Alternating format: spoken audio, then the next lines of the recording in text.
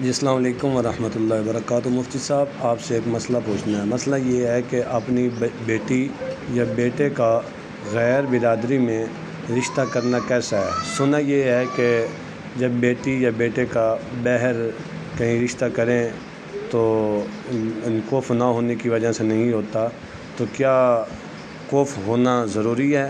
یعنی برابری کا ہونا ضروری ہے؟ اس بارے میں اسلام کی کیا شرعی حیثیت ہے اور اسلام اس بارے میں کیا جو ہے روشنی دیتا ہے؟ اس بارے میں بتائیے گا۔ اللہ تعالیٰ آپ کو خوش رکھے، جزاک اللہ خیر۔ ہاں جی، یہ جو ہمارے یہاں شدت آتی جا رہی ہے نا کہ اپنی برادری سے باہر ہم رشتہ کرتے ہی نہیں ہیں، خواہ بیٹیاں بوڑھی ہو جائیں جی۔ اور بڑا عبرتناک ہے، مجھے ایک شخص نے بتایا کہ ان کی ایک عزیزہ بوڑھی ہو گئی ہیں صرف اس بیس پر کہ ہم برادری کے باہر رشتہ نہیں کریں گے۔ اسی طرح بیٹوں کی بھی شادیاں جی برادری سے باہر نہیں کریں گے، اور پیچھے کیا ہے جی، جیسی برادری ہماری ہے ویسا کوئی ہے نہیں، ہماری جو شان اللہ نے معاشرے میں ہے وہ کسی کی ہے نہیں، ہماری برادری سب سے افضل ہے اور باقی سر کمتر ہے۔ یہ مسلمان کی کم فہمی ہے۔ اللہ رب العزت فرماتے ہیں یا ایھا الناس انا خلقناکم من ذکر و انثی، اے لوگوں، سب کو کہا، سب برادری اس میں، ہم نے تم کو ایک مرد اور ایک عورت سے پیدا کیا ہے، وجعلناکم شعوبا وقبائل لتعارفوا، اور تمہارے قبیلے بنائے ہیں، برادریاں بنائی ہیں تاکہ آپس میں تعارف ہو جائے۔ ان اکرمکم عند اللہ اتقاکم، عزت کے لحاظ سے اللہ کے نزدیک وہی سب سے زیادہ معزز ہے جو زیادہ تقوی والا ہے۔ تو کفو بھی یہی ہے۔ اللہ کے نبی صلی اللہ علیہ وسلم نے فرمایا تنکح المرأة لاربع، معاشرے میں، عرب معاشرے میں شادیاں چار چیزیں دیکھ کر ہو رہی تھیں، لمالها ولجمالها ولحسبها ولدینها۔ لوگ دیکھتے تھے کہ عورت خوبصورت کتنی ہے، مالی لحاظ سے کتنی مضبوط ہے، کتنا مال لے کر آئے گی، اور خاندان کتنا اونچی برادری ہے، اور اس کی سیرت اور کردار۔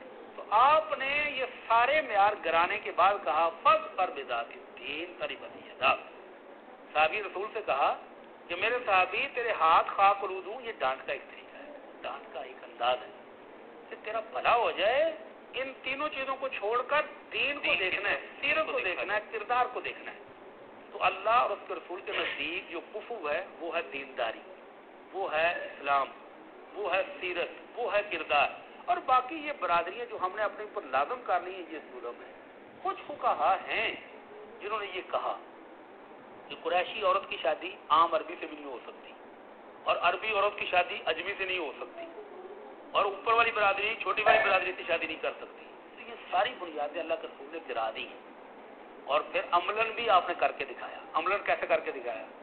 آپ کے غلام تھے سیدنا زید رضی اللہ عنہ، جن کو آپ نے منہ بولا بیٹا بھی ایک موقع پر بنایا، پھر اس کو آزاد بھی کر دیا۔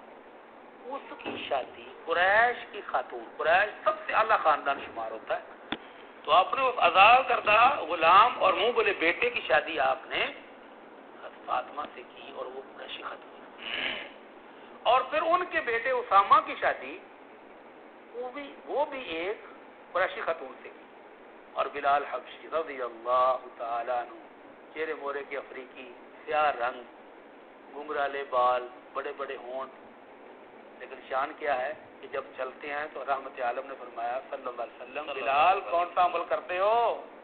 جنت میں تمہارے قدموں کی آواز آج رات میں نے اپنے آگے آگے سنی ہے۔ کیا خیال ہے؟ تاجدار مدینہ کی سواری پیچھے اور خادم آگے آگے۔ تو اس بلال کو جو حبشی ہے، شکل و صورت معاشرے میں وہ نہیں، اور تھے بھی غلام، آزاد کیا ہوا تھا ابو بکر صدیق نے رضی اللہ عنہ، تو ان کو رشتہ کنہوں نے دیا؟ عبد الرحمن بن عوف رضی اللہ عنہ، جو کہ قریشی ہیں، انہوں نے اپنی بہن کا رشتہ ان کو دیا۔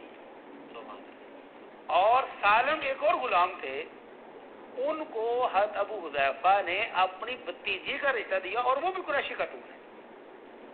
تو اللہ کے نبی صلی اللہ علیہ وسلم اور آپ کے صحابہ نے کیا بتایا ہے؟